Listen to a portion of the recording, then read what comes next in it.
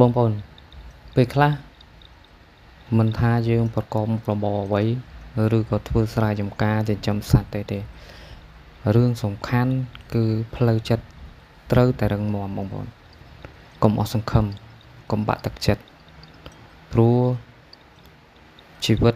វាប្រៀបដូចជាកង់រទេះចឹងបងប្អូនវាវិលជុំទៅមកពេលខ្លះក៏ជួបរឿងល្អពេលខ្លះក៏ជួបព្យុះភ្លៀង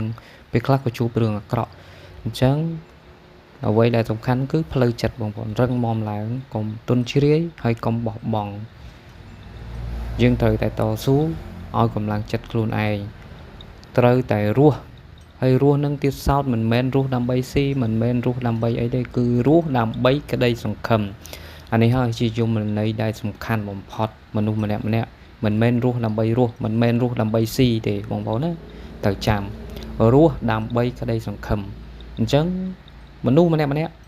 មិនថាធ្វើអ្វីប្រកបមុខរបរអ្វីក៏ដោយគឺគាត់តែងតែមានក្តីសង្ឃឹមនៅថ្ងៃមុខអញ្ចឹងសួរថាចុះបើជីវិតយើងបាត់បង់ទៅយើងបានអីសួរថាបានអីមកវិញអញ្ចឹងយើងត្រូវតែផ្ដល់កម្លាំងចិត្តឲ្យខ្លួនឯងកុំបាក់ទឹកចិត្តរស់ដើម្បីក្តីសង្ឃឹមនៅថ្ងៃណាមួយអ្វីដែលយើងសង្ឃឹមដែលដាក់គោលដៅសង្ឃឹមថាវានឹងជោគជ័យចុះបើយើងបោះបង់ចោលយើងចង់ទៅសម្លាប់ខ្លួនយើងមិននឹងបានឃើញលទ្ធផលដែលយើងខំប្រឹងប្រែងនៅថ្ងៃនេះទេបងប្អូនអញ្ចឹងបងប្អូនកុំត្រូវតែផ្ដល់កម្លាំងចិត្តឲ្យខ្លួនឯងត្រូវគិតត្រូវចងចាំក្នុងខ្លួនថាជីវិតមនុស្សវាតែងតែជួបព្យុះភ្លៀង